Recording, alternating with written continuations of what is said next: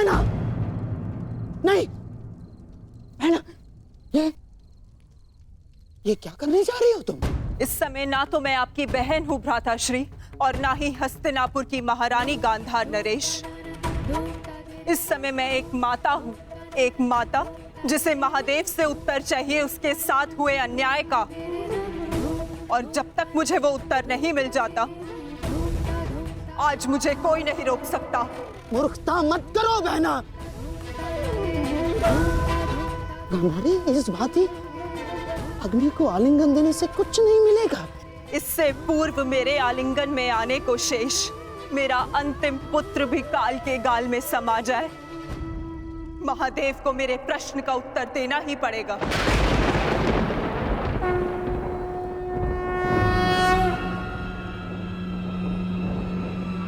नहीं नहीं नहीं बहना, मैं तुम्हें ऐसा नहीं करने दूंगा, नहीं करने दूंगा मैं तुम्हें ये सब कुछ ना। आप हस्तिनापुर की महारानी को आदेश दे रहे हैं गांधार राज? देखो बहना, ईश्वर के लिए ये सब मत करो। एकांत।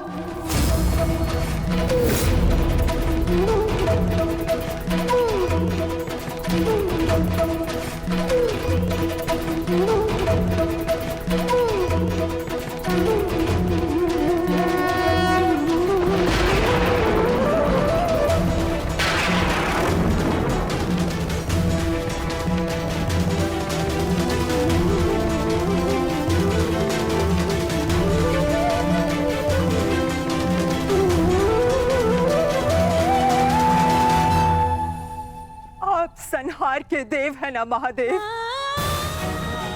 तो आज मैं स्वयं को संहार करके आपको प्रस्तुत करती हूँ।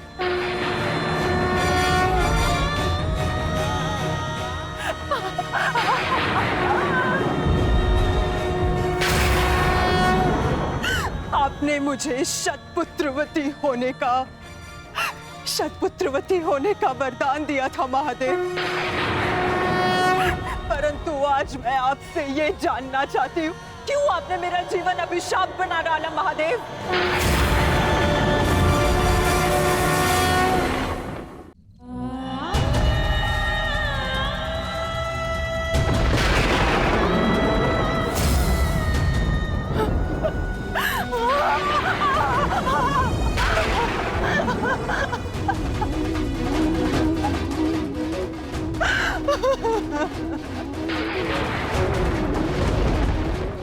प्रकट होइए महादेव, प्रकट होइए। आपने मेरे जीवन को एक जीती जागती चिता बना डाला है। ये माता अपने पुत्रों का हंसता हुआ मुख नहीं देख पाई,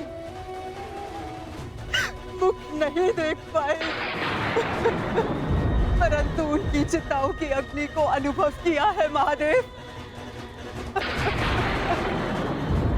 या तो आप अपने उत्तर से मेरे मन को शीतलता दीजिए, अन्यथा मुझे जीते जागते जल जाने दीजिए।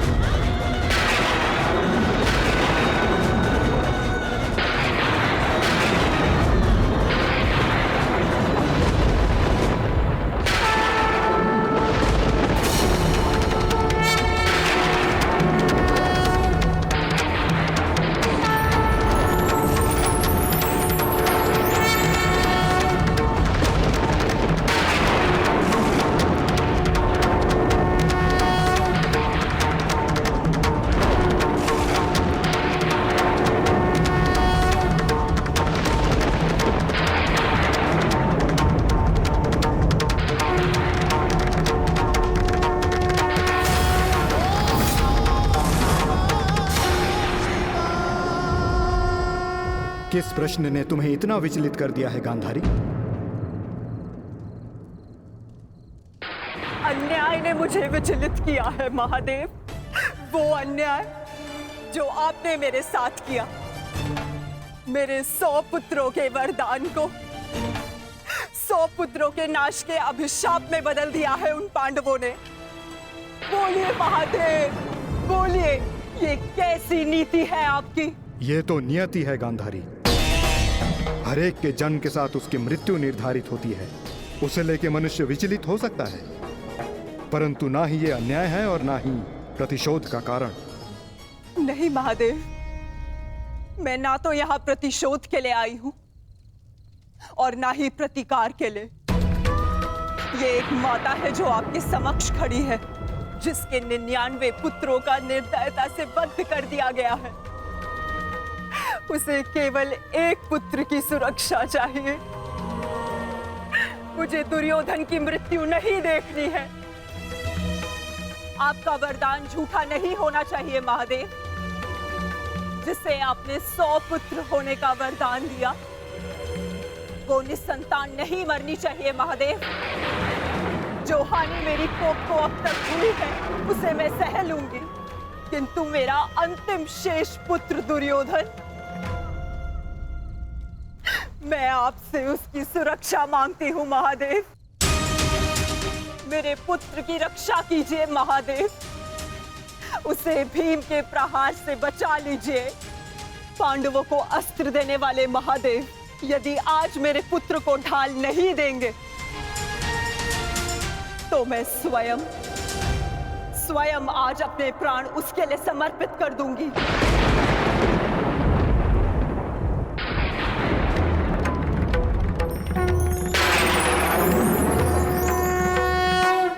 तुमने अपने पुत्र के साथ अन्याय किया है गांधारी। एक माँ अपनी संतान को देख देख जितनी प्रसन्नता पाती है, उसकी संतान अपनी माँ की दृष्टि से उतनी ही शक्ति भी पाती है। परंतु मैं कुछ समझी नहीं महादेव। तुम्हारे पुत्र की सुरक्षा अब तुम्हारे हाथ है गांधारी। वर्षों से आंखें बंद करके जो तप अर्जित किया है, उसका प्रयोग करो। तुम्हारी दृष्टि तुम्हारे पुत्र के शरीर को वज्र का बना देगी।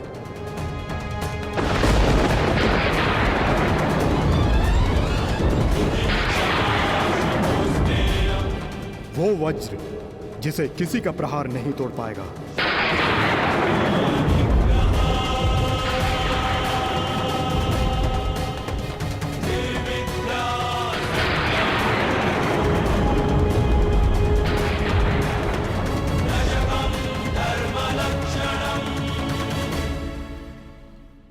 ये आपने क्या कर दिया महादेव? आप स्वयं धर्म स्वरूप हैं महादेव। फिर धर्म स्थापना में आप बाधा कैसे बन सकते हैं?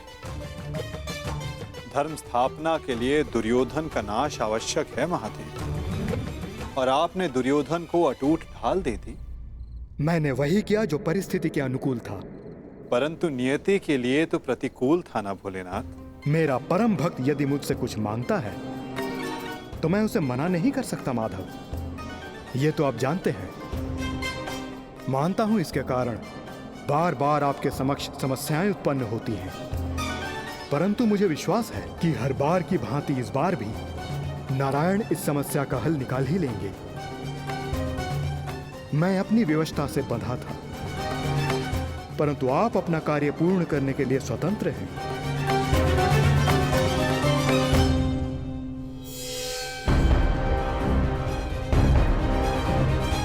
नियति के अनुकूल पर नीति के प्रतिकूल।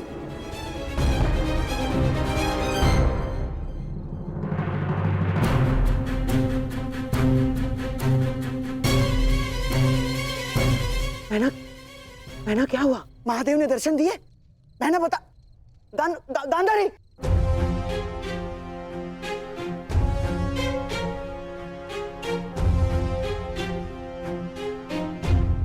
महारानी। दासी, युवराज दुर्योधन से कहिए मैंने उन्हें अपने समक्ष प्रस्तुत होने का आदेश दिया है, तुरंत।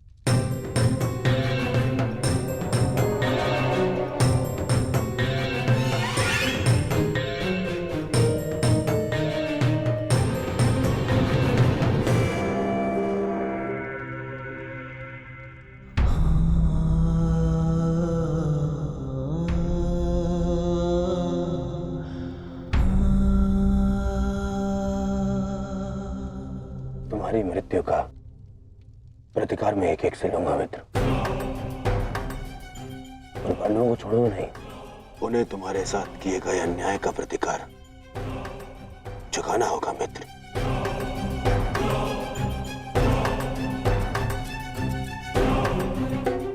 युवराज दुर्योधन, मैं मद्राज आज तक किसी के सामने नहीं झुका, परंतु आज मैं अपना सर झुकाकर अपनी भूल को स्वीकार करने आया हूं। मद्राज, चक्र निकालने में मेरी सहायता कीजिए। तुम भूल रहे हो अंगराज, तुम सूत पुत्र हो, तुम स्वयं अपने रथ का चक्र निकालो।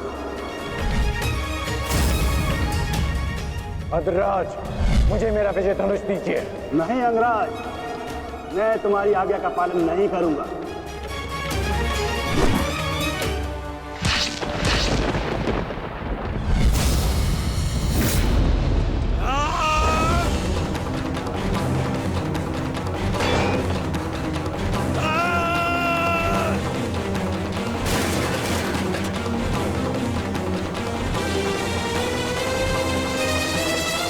लज्जा नहीं आती है आपको? जिस कर्म को करने के पश्चात मृत्यु मांगनी चाहिए, उसके लिए क्षमा मांग रहे हैं आप। ऐसे कर्म को करने के पश्चात आपका अब साहस कैसे हुआ मुझसे क्षमा मांगने के लिए? चक्र रथ को निकालने में सहायता की होती, विकर्ण को उसका विजय धनुष दे दिया होता तो आज एक धनुर्धारी मरता, परंतु वो कर्ण नहीं अर्जुन होता।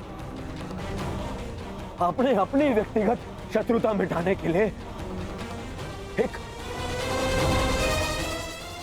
योद्धा के कर्तव्य से विश्वासघात किया। मन तो करता है कि वध कर दूं आपको, पर आप जानते हैं क्या मद्रराज, ये आपका झुका हुआ सर, ये आपके लिए सबसे बड़ा दंड है।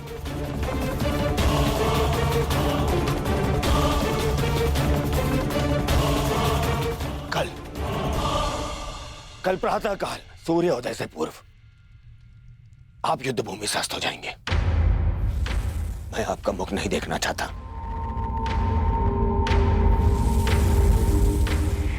मैं कर्ण की मृत्यु का प्रतिशोध लेना चाहता हूं युवराज।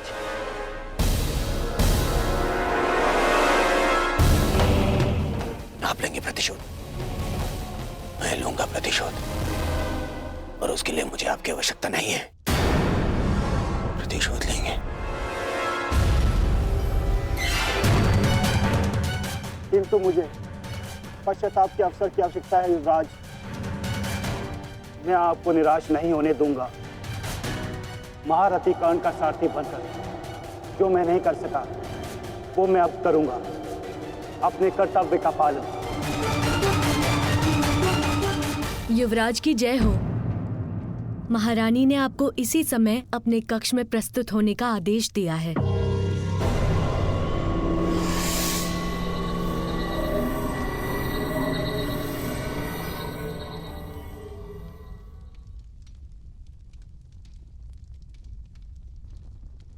पिताश्री, माता ने यूं अचानक मुझे स्मरण क्यों किया? इस समय एक माता केवल अपने पुत्र से बात करना चाहती है पुत्र, इसके अतिरिक्त मुझे कुछ ज्ञात नहीं।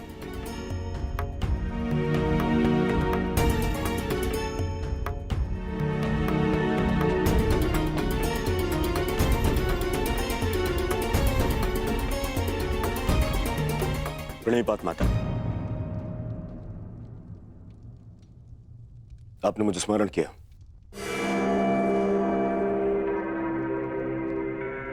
हाँ पुत्र, स्मरण किया, क्योंकि मैं तुम्हारा मरण नहीं देख सकती। संपूर्ण जीवन तुम्हें केवल एक ही पीड़ा थी ना, कि तुम्हारी माता ने तुम्हें एक बार भी नहीं देखा।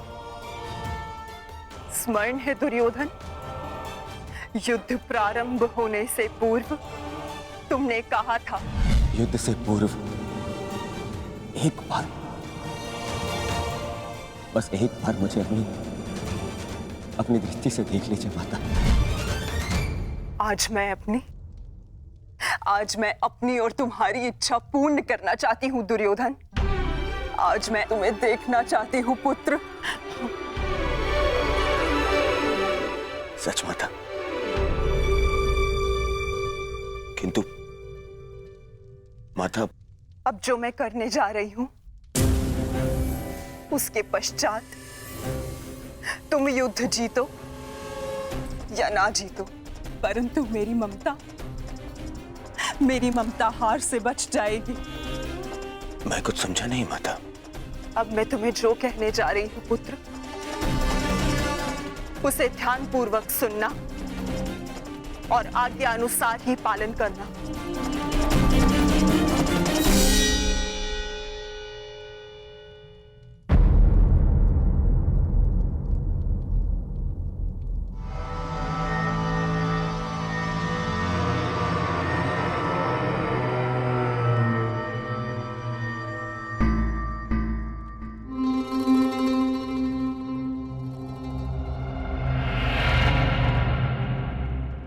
दुर्योधन, क्या हुआ? क्या कहा गांधारी ने? और उसने तुम्हें क्यों बुलाया था? गंगा स्नान के लिए जाना है मामाश्री। गंगा स्नान? किंतु क्यों दुर्योधन? देखो दुर्योधन, तुम अपने मामा को कुछ नहीं बताओगे? हैं? ये स्नान, ये क्या है सब कुछ? माता के आदेश का पालन करने के लिए, किंतु परंतु नहीं पूछते मामाश्री। मैं भी तुम्हारे साथ चलता हूं।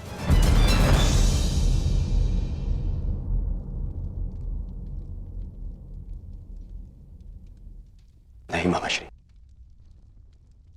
ये यात्रा मुझे अकेले करनी है।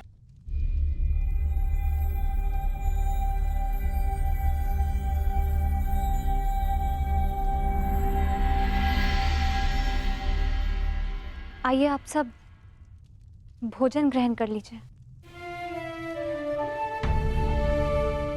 किन हाथों से भोजन ग्रहण करें पांचाली?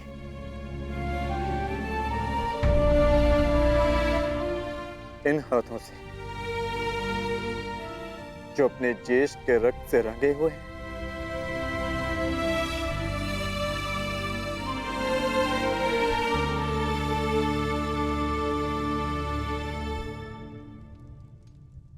जाओ पार्थ, जाकर विश्राम कर लो।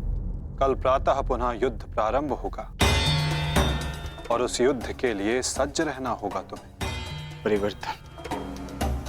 परिवर्तन के लिए ज्येष्ठ ने अपना जीवन त्याग दिया। कुछ परिवर्तनों को लाना नहीं होता पार्थ, उन्हें होने देना होता है। तुम अपना कर्तव्य करो पार्थ। फल हो या परिवर्तन, जो भी होगा स्वयं होगा।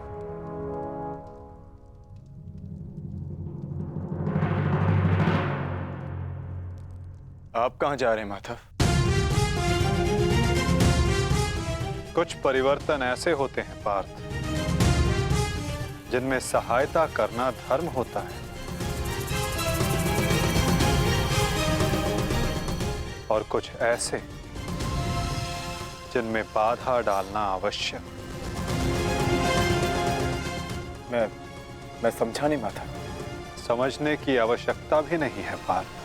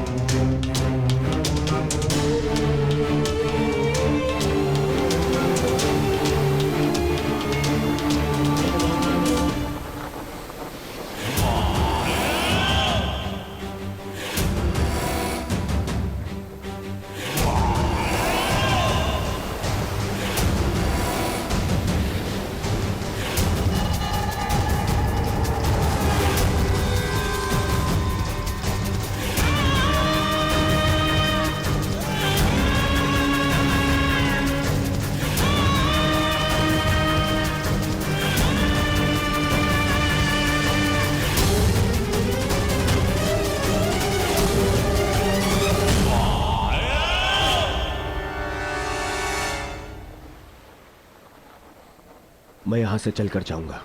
क्षमा करना युवराज, किंतु माताश्री का आदेश है। मुझे पूर्णतः निर्वस्त्र होकर उनके समीप जाना है। परंतु यहां से महल तक का मार्ग बहुत लंबा है प्रभु, आपको कुछ पहनना होगा। अगर प्रजा की दृष्टि में आए तो राजवंश उपहास का भाजन बनेगा।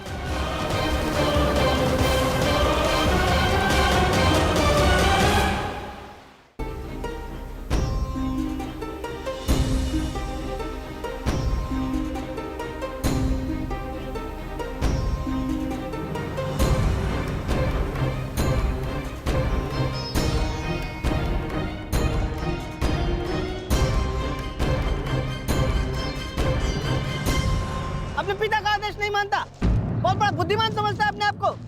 क्या कहा था मैंने? बछड़े की डोर हाथ में रखना, समझता नहीं है? बहुत बुद्धिमान है तू।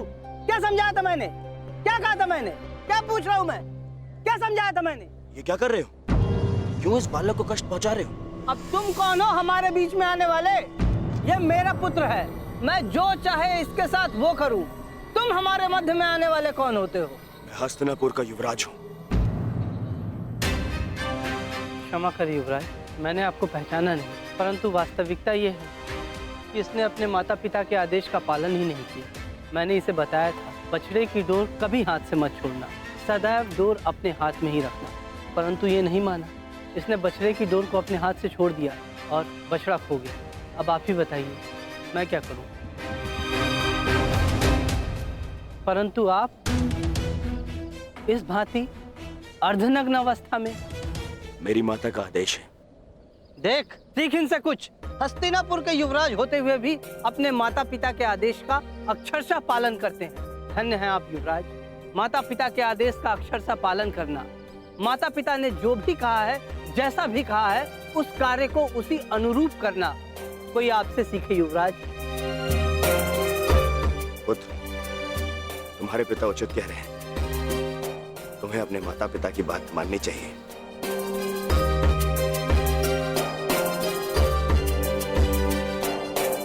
माता पिता के आदेश का अक्षरशः पालन करना, माता पिता ने जो भी कहा है, जैसा भी कहा है, उस कार्य को उसी अनुरूप करना कोई आपसे सीखे युवराज। धन्य हैं आप युवराज।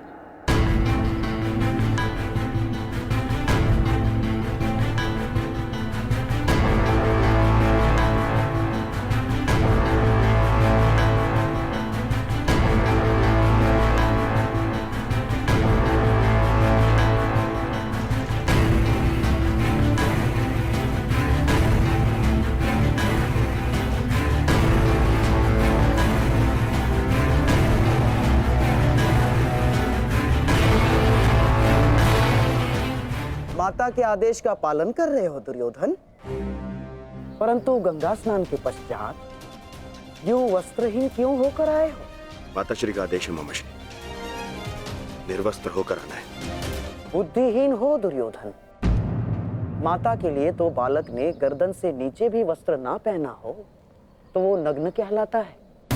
और शास्त्रों में भी लिखा है कि युवा होने के पश्चात एक पुत्र ने अपने माता के समक्ष और एक भाई ने अपने बहन के समक्ष निर्वस्त्र नहीं जाना चाहिए। पुत्र पौत्र वाले हो गए हो ना दुर्योधन, न जाने तुम्हें बुद्धि कब आएगी। माता के समक्ष यूं अवघड़ बनकर जाओगे?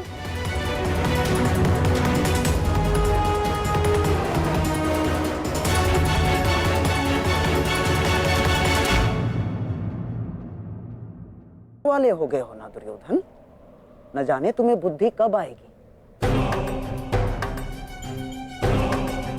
माता के समक्ष यूं अवघड़ बनकर जाओगे? रुको,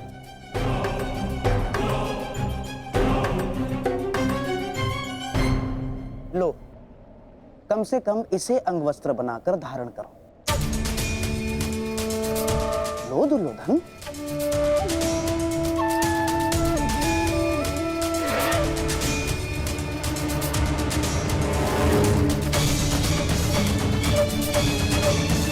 सोच क्या रहे हो दुर्योधन? देखो, मेरी बात मानो, तुम्हारा इस दशा में जाना उचित नहीं होगा। ठीक है मामाश्री।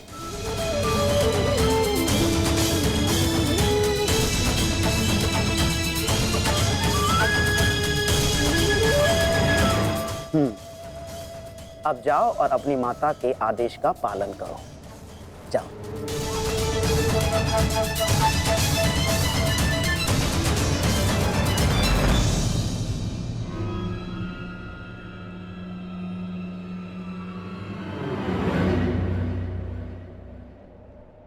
कहां से आ रहे हैं युवराज? तुम यहाँ क्या कर रहे हो वासुदेव? और इससे तुम्हें क्या कि मैं कहां से आ रहा हूं? मेरा कुछ नहीं युवराज, परंतु जब आपकी माता ने अपने समक्ष आपको नग्न अवस्था में आने का आदेश दिया है, तो फिर आप ये पहनकर क्यों जा रहे हैं? उस अवस्था में जाइए जिस अवस्था में आपको आपकी माता ने बुलाया है।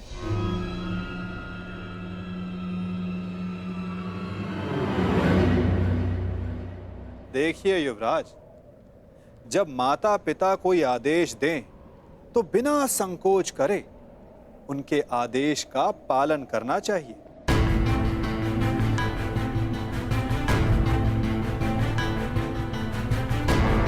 किंतु तुम्हें माता के आदेश के बारे में किसने बताया? नहीं, तुम छलिए हो। तुम फिर से अवश्य मुझे किसी छल में बांधना चाहते हो। मेरी माता के सामने मुझे लज्जित करवाना चाहते हो।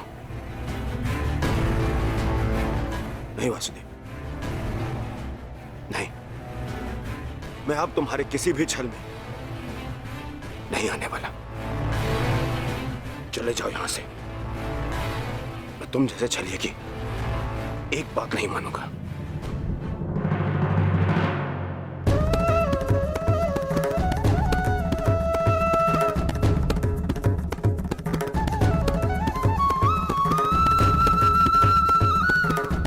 मेरी एक बात नहीं मानना चाहते दुर्योधन, परंतु बात मेरी ही मानिए।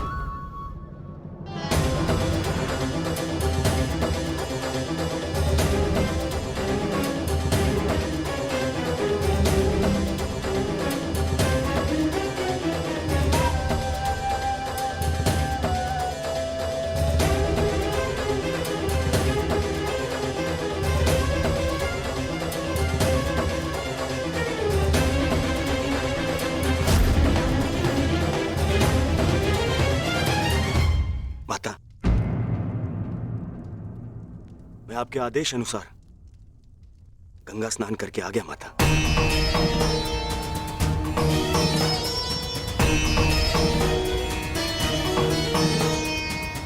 मैंने जैसे कहा था तुमने वैसे ही किया है ना पुत्र?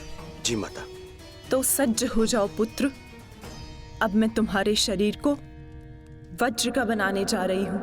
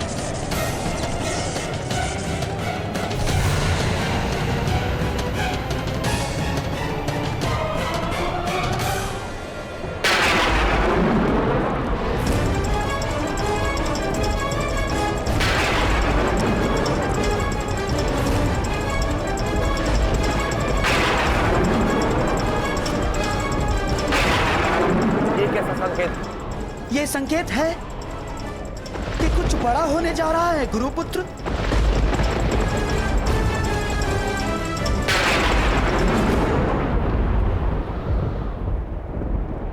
ये सब क्या हो रहा है आर्य? आपके गांडीव से ये स्वर कैसा? ये स्वर गांडीव की प्रत्यंचा का नहीं है पांचाली, मेघ गर्जन का है। परंतु कुछ समय पहले तक आकाश में ऐसा कोई संकेत नहीं था। मुझे भी समझ नहीं आ रहा है। जैसे आकाश में वज्र खड़क रहा हो और प्रतीत होता है कि इंद्रदेव की दृष्टि टेढ़ी हो गई है। नहीं विकोदर, ये संकेत है कि किसी की दृष्टि कई वर्षों के पश्चात किसी पर पड़ी है।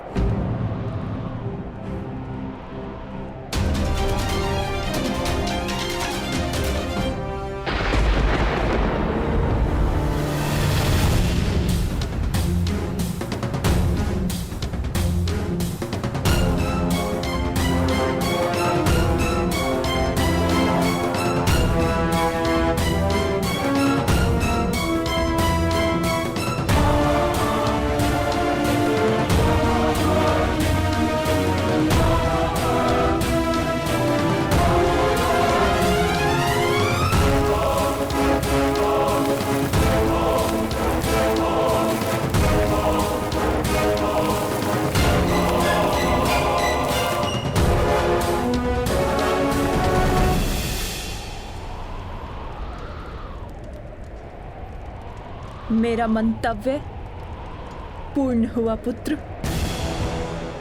अब कोई तुम्हारा वध नहीं कर पाएगा।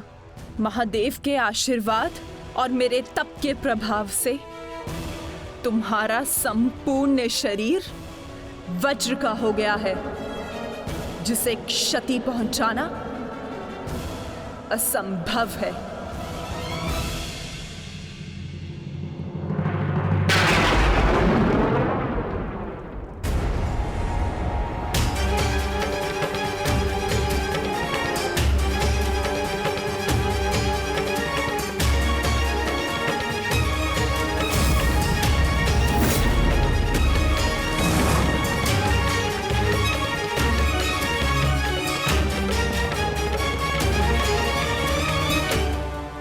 क्या किया दुर्योधन? मैंने तुम्हें निर्वस्त्र होकर मेरे समक्ष प्रस्तुत होने का आदेश दिया था, तो तुम क्यों ये अंतर्वस्त्र पहन कर आए?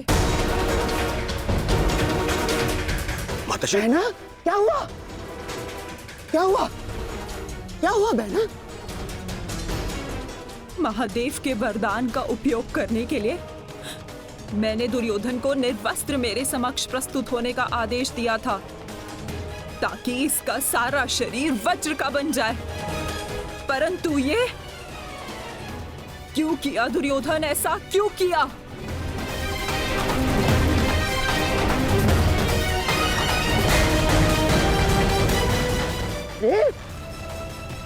तुम कभी कभी बुद्धि का भी प्रयोग कर लिया करो।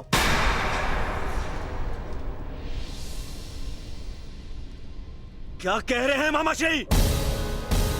आप ही ने तो मुझसे कहा था कि माता के समक्ष पूर्णतः निर्वस्त्र होकर नहीं जाना चाहिए। आप ही ने कहा था। मैंने कहा? मूर्ख हो गए हो तुम। मैं कब मिला तुमसे? और ये सब कुछ मैंने नहीं कहा है तुमसे। नहीं, यदि आप मुझसे नहीं मिले तो वो कौन था?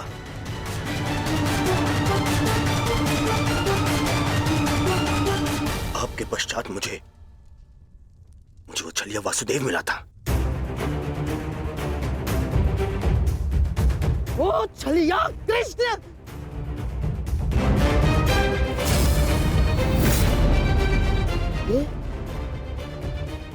ये सब उस छलिए का किया धरा है दुर्योधन। मैं यहाँ से चलकर जाऊंगा, माताश्री का आदेश है। परंतु यहाँ से महल तक का मार्ग बहुत लंबा है प्रभु, आपको कुछ पहनना होगा। परंतु आप इस भांति अर्धनग्न अवस्था में। मेरी माता का आदेश है माता पिता के आदेश का अक्षरशः पालन करना कोई आपसे सीखे युवराज। माता के समक्ष यूं अवघड़ बनकर जाओगे? लो, इसे अंगवस्त्र बनाकर धारण करो। जब आपकी माता ने अपने समक्ष आपको नग्न अवस्था में आने का आदेश दिया है, तो फिर आप ये पहनकर क्यों जा रहे हैं? उस अवस्था में जाइए जिस अवस्था में आपको आपकी माता ने बुलाया है।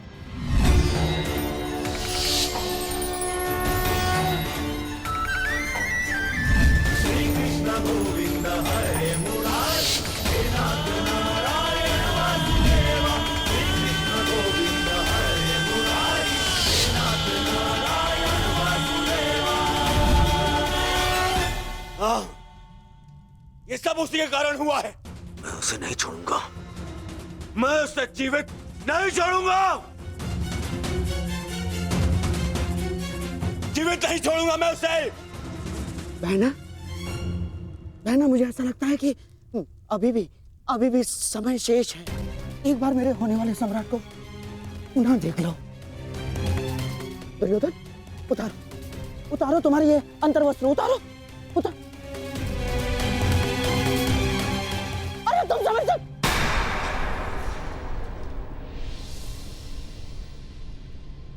कुछ नहीं बचा अब, कुछ नहीं बचा।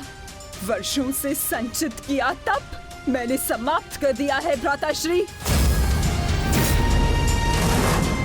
इसके पश्चात कुछ नहीं हो सकता।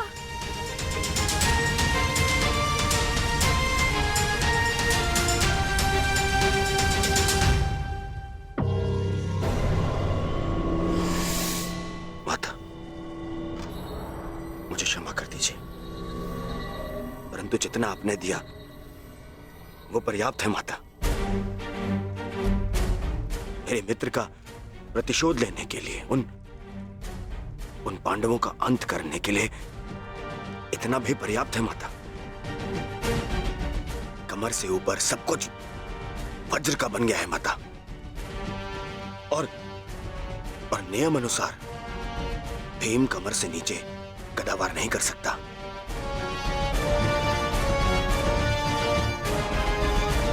आप चिंता मत कीजिए माता।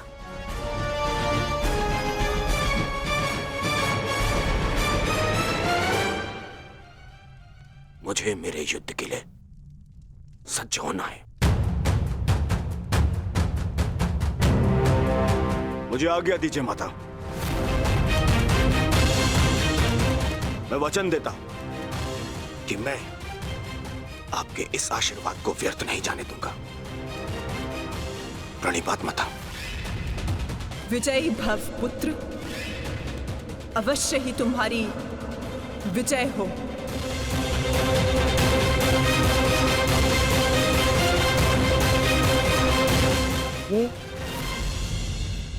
ये सारा खेल उस छलिए कृष्ण का रचा हुआ है बहना। इसीलिए इस समय उसके मस्तिष्क में कोई ना कोई चाल तो अवश्य चल रही होगी। आप कहना क्या चाहते हैं भ्राताश्री? जिसने जरासंध जैसे महायोद्धा के 2 टुकड़े करवा दिए,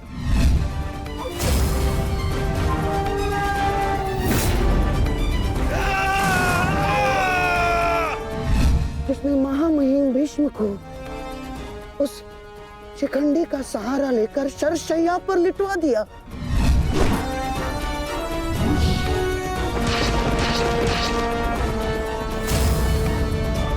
जिसने महाधनुर्धर अंगराज कर्ण का वध करवा दिया। बहना, मुक्त करो अंगराज को पार्थ, अंजलि का अस्त्र का प्रयोग करो। वही उद्धव, वही माधव, वही योगेश्वर, वही नटवर, वही छलिया। उसके मस्तिष्क में इस समय कोई ना कोई योजना अवश्य चल रही होगी। नहीं, इस बार मैं कृष्ण को कोई छल नहीं करने दूंगी। समय आ गया है, आज के महायुद्ध के लिए सज्ज हो जाओ।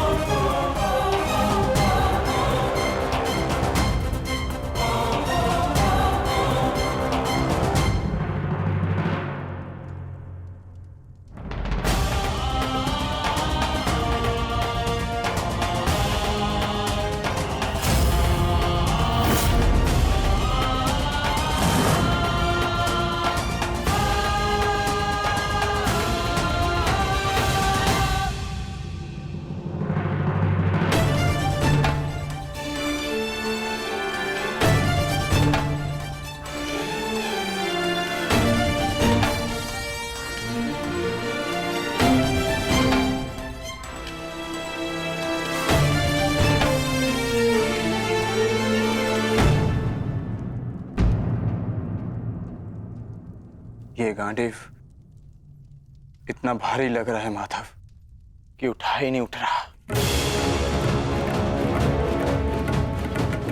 हाँ माधव, ज्येष्ठ की मृत्यु के पश्चात शस्त्र भारी हो गए हैं। शस्त्र भारी नहीं हुआ है विकोदर, तुम्हारा मन भारी हो रहा है।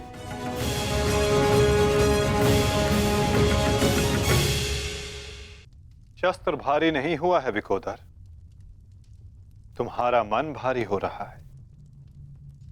मन को हल्का करो, भुजाओं में बल स्वतः आ जाएगा।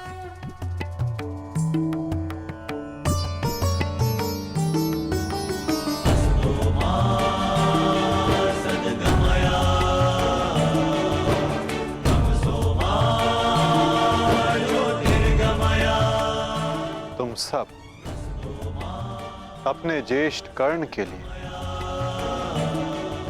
उनके मन की इच्छा, उनके लक्ष्य को पूर्ण करके अपने मन को हल्का कर सकते हो। कर्ण के पश्चात अब तुम सबको उसके परिवर्तन के लिए ये युद्ध करना होगा।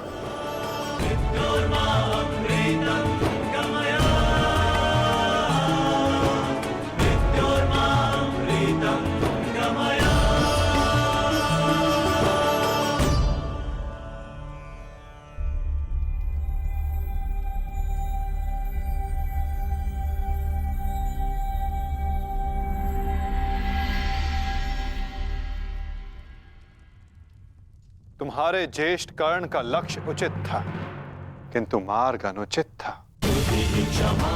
इसलिए वो पूर्ण ना हो सका। और तुम सबका मार्ग धर्मपथ है, सत्य है, परंतु तुम सबका लक्ष्य अनुचित था, प्रतिशोध। अब उचित मार्ग पे चलकर उचित लक्ष्य के लिए युद्ध करो, परिवर्तन के लिए युद्ध करो, और यही तुम्हारे ज्येष्ठ कर्ण के लिए सत्य में उचित श्रद्धांजलि होगी।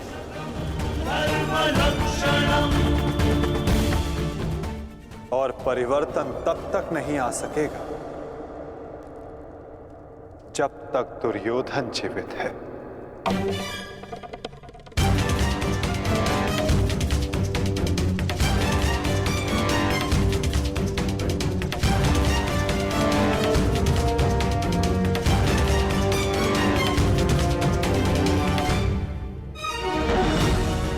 कर्ण के पश्चात अब भी युद्ध भूमि में कुछ अपने हैं जो तुम सब के विरुद्ध खड़े होंगे। कर्ण का शरीर भले ही नष्ट हो गया, परंतु कर्ण की आत्मा, कर्ण की सोच अभी भी जीवित है, और ये सोच बहुत कुछ जीवित कर देती है।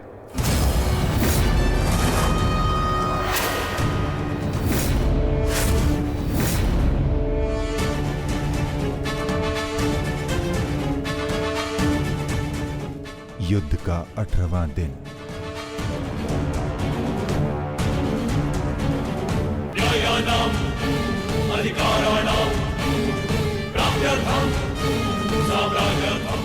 कर्ण उस दीपक की भांति है जो बुझने से पूर्व दूसरे दीपक को प्रकाश दे जाता है और फिर उस प्रकाश में लौट कर आता है।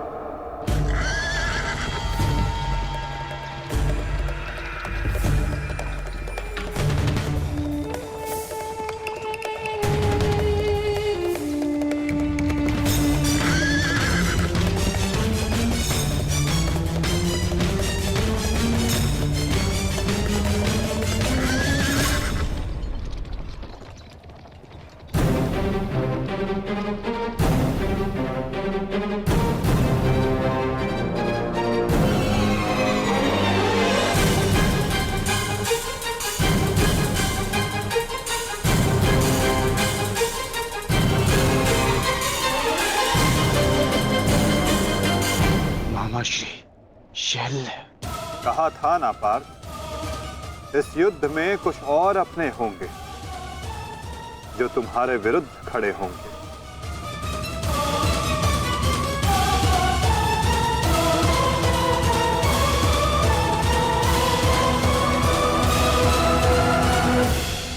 मैं जानता हूं मैं अंगराज नहीं बन सकता, परंतु मद्राज की साहस का दर्शन अवश्य होगा। मैं वचन देता हूं, जो मैं सारथी बन के नहीं कर पाया वो अब मैं अपने रथी के रथ पर आरूढ़ होकर अवश्य करूंगा। ये मेरा वचन है। मैं वचन देता हूं कि आज का दिन सदा स्मरण रखा जाएगा। न बंधु न सखा, न बहन न कोई भांजा, आज शल्य के लक्ष्य में कोई बाधा नहीं बनेगा। आज शल्य प्रायश्चित करेगा एक महान योद्धा के मृत्यु के सहायक होने के अपराध में। आज शल्य प्रायश्चित करेगा अपने अपराध का।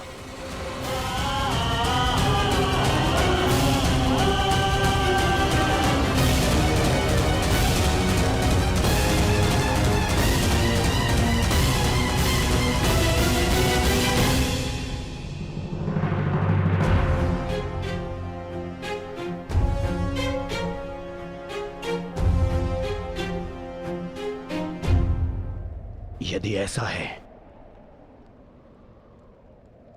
तो आज साथ मिलकर लड़ेंगे शैल्य। आओ मेरे साथ मिलकर मेरे मित्र का प्रतिशोध लो। सर सेनापति शैल्य। सेनापति शल्य की, सेनापति शल्य की, सेनापति शल्य की।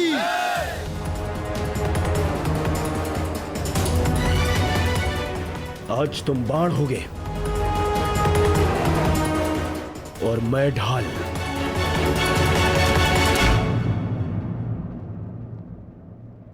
मित्र कर्ण के लिए और ये मेरे पश्चाताप के लिए।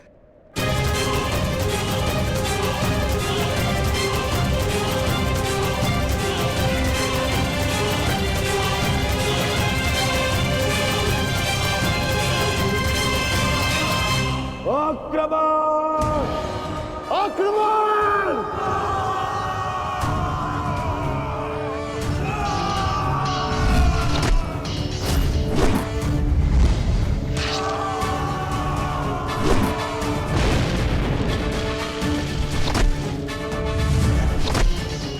हे महारथी कर्ण के नाम,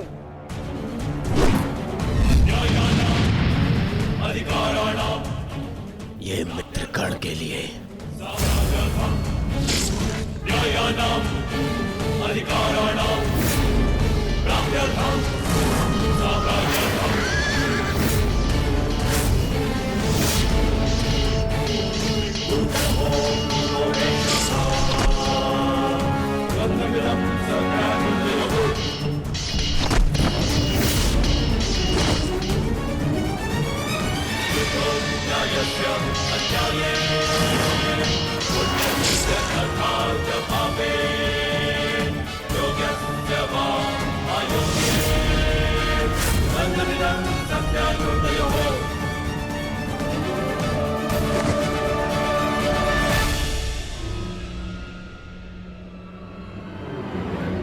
क्यों पार्थ, क्या कर पाओगे मद्रराज शैल्य के बल का सामना? रथ को मद्रराज और दुर्योधन की ओर ले चलिए माधव।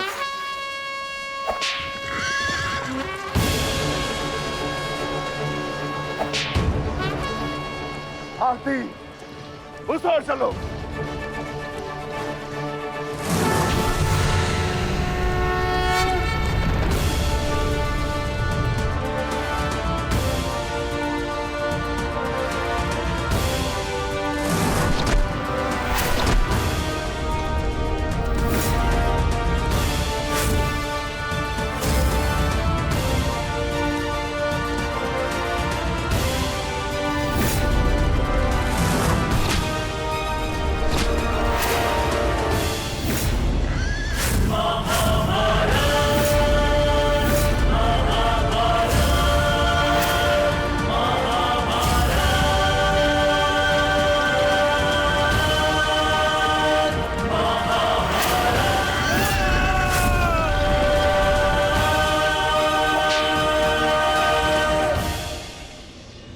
शत्रु पे प्रहार करने पूर्व उसका बल और कौशल दोनों आंख लेना चाहिए, मूर्ख।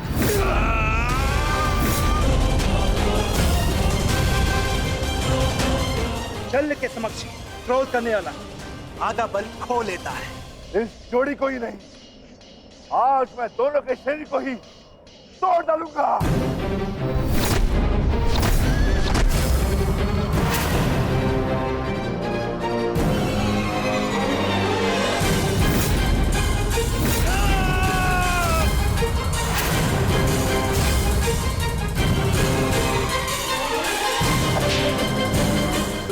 निर्बल को हराकर कोई महायोद्धा नहीं हो जाता है मामा श्री शल्य।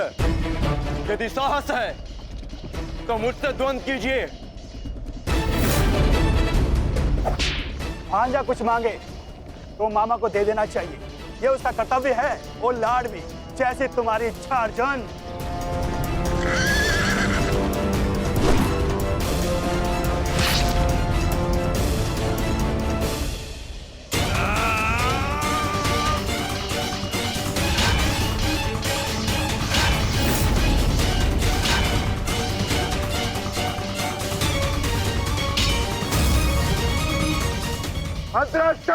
अपना लक्ष्य भूल गए विकोधर।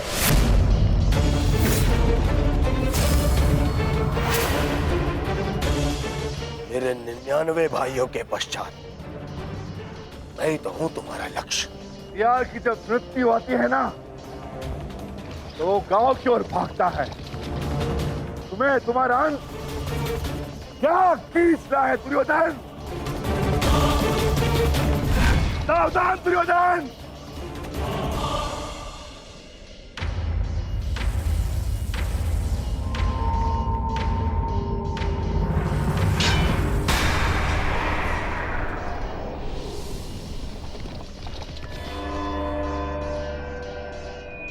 ठीक कहा तुमने,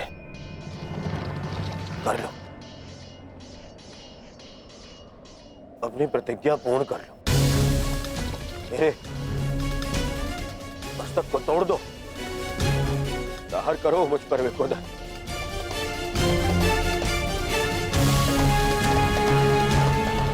अभी वध कर दो मेरा।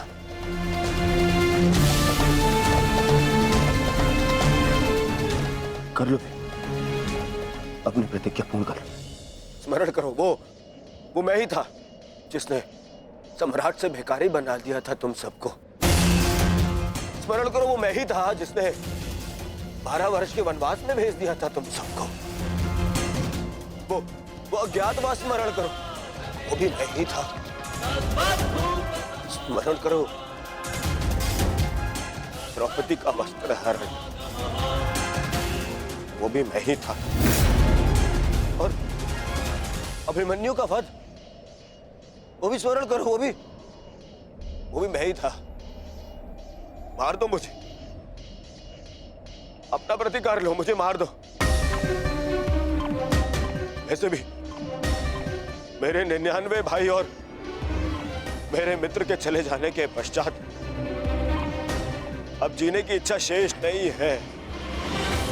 मार दो, आओ भीम, वध करो मेरा, मार दो।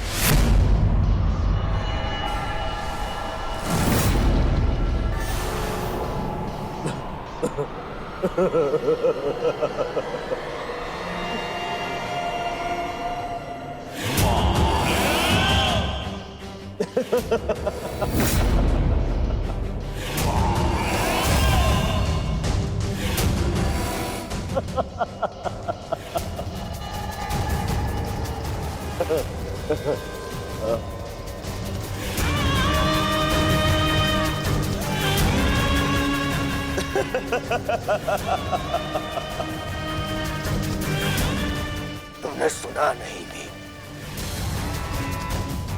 मैंने कहा 99 भाइयों और मेरे मित्र की मृत्यु के पश्चात जीने की इच्छा शेष नहीं है।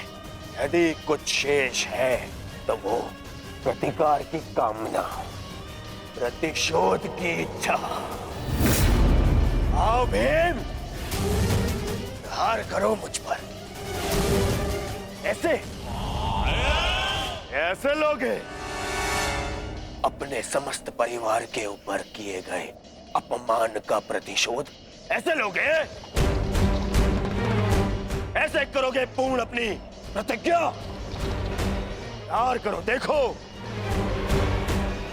ना ही मेरे पास कोई शस्त्र है ना ही कोई दिव्यास्त्र। मेरे हाथ ही मेरे शस्त्र है और मेरा क्रोध ही मेरा दिव्यास्त्र। प्यार करो।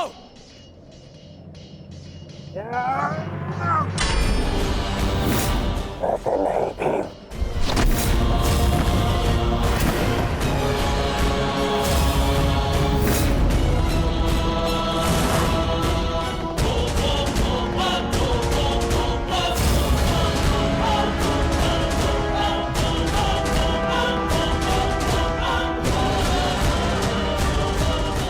वहां क्या देख रहे हो अर्जुन? सामने देखो, शत्रु तुम्हारे समक्ष खड़ा है। इतना सरल नहीं होगा तुम्हारे लिए ये द्वंद अर्जुन, क्योंकि ना मेरे गुरु का मुझे श्राप मिला है और ना ही इंद्र ने मुझसे कोई कवच छीना है और ना ही मेरे रथ का चक्र धरती में धंसा है। मैं कर्ण नहीं हूं जिसे अनीति में फंसा के मार डालोगे। मैं मद्राज चल हूं। अब दिखाओ अपना पराक्रम। कितने बड़े योद्धा हो तुम, कितने बड़े शूरवीर हो, कितने बड़े धनुधारी हो, दिखाओ।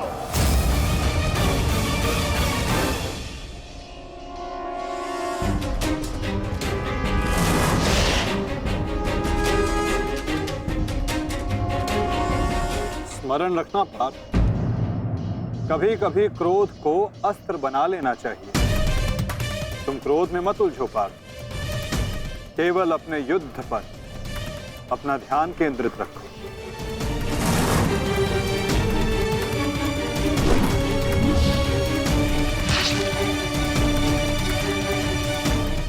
क्रोध हर समस्या का समाधान नहीं होता पार्थ।